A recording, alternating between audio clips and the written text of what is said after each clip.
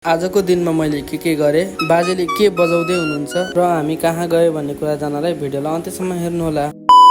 All right guys, तपाईहरुलाई स्वागत छ आजको मेरो मिनी ब्लगमा। आज चाहिँ मैले बिहानै चना चाट खाएँ। त्यति खाएपछि सब्जी बनाउन लागे। खाना खाइसकेपछि साथीहरु चाहिँ घरमा बोलाउन आए। आधी बाटोमा अरु साथीहरुलाई नै भेटियो। अलि माथि गएपछि उहाँ बाजेले पात मुखमा च्यापेर अलि मिठो धुन निकाल्दै हुनुहुँदो रहेछ। हामीले हाम्रो यात्रामा चाहिँ टर्कीहरूलाई नि देख्यौं। बाटाको छेउमा रहेको सुन्दर रुखलाई नै देख्यौं। अब चाहिँ हामी जंगलको बाटो भएर जानुपर्ने थियो। जंगलको बाटोबाट अलिकति माथि गएपछि हामी यस्तो ठाउँमा आइपुग्यौं। त्यस ठाउँदेखि माथि आइपुगेपछि हामी यहाँ आइपुग्यौं। हामी चाहिँ यो झरनाको माथिपट्टि चढ्यौं र हामी चाहिँ यो झरनाको माथिपट्टि नुहाउन आएका थियौं। हामीसँग एउटा बाँदर पनि नुहाउन आएको थियो। त्यो बाँदर चाहिँ माथिबाट तल आम फाल्यो। त्यसरी नै अर्कोले नै आम फाल्यो। हामी चाहिँ धेरै बेर खोला खेलिसकेपछि घर फर्किन लाग्यौं। घर फर्किने क्रममा हाम्रो हालत त्यस्तो भयो। घर आएर नुहाएर फेरि फ्रेस भए। भोक लागेर भाइर म चाहिँ बजार खाजा खान गए। हाम्रो खाजा आएर हामीले खाना लागे। खाजा खाएर घर आएर लुगा चेन्ज गरेर फेरि दिदी घर गए। दिदीले पठाउनु भएको बुङ्गुरको मासु र सनसेटलाई हेर्दै आजको भ्लगलाई यहीँ राख्दछु। धन्यवाद।